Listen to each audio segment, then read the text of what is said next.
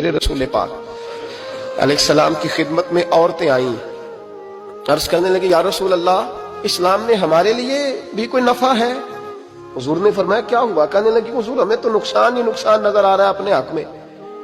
حضور بتلائیں اگر آپ کے دین میں کوئی خیر ہے تو ہم کلمہ پڑھیں فٹافٹ، باقی تو دنیا میں ہمیں اپنا نقصان ہی دکھائی دیتا ہے۔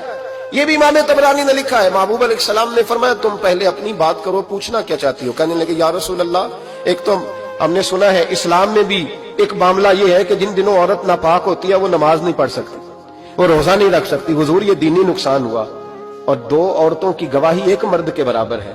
دنیا میں بھی ہمارا وہ کردار نہ ہوا جو کہ مردوں کا ہے تو حضور ہماری دنیا میں بھی نقصان ہے، دین میں بھی نقصان ہے۔ یا رسول اللہ یا رسول اللہ یا رسول اللہ صلی اللہ علیہ وسلم آقا۔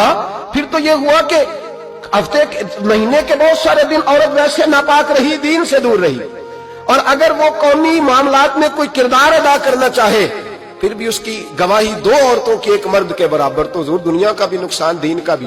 میرے کریم نے فرمایا بیٹھ جاؤ بیٹھ جاؤ۔ عورتیں بیٹھ گئیں تو محبوب فرمانے لگے تمہیں پتہ ہے جب کسی کے گھر میں بیٹی پیدا ہوتی ہے حضور کیا ہوتا ہے؟ فرمایا میرا مالک دو فرشتے بھیجتا ہے۔ فرمایا وہ آ کے گھر والوں کو سلام کہتے ہیں، جنوں اور انسانوں کے علاوہ ساری دنیا ان کے سلام کو سنتی ہے۔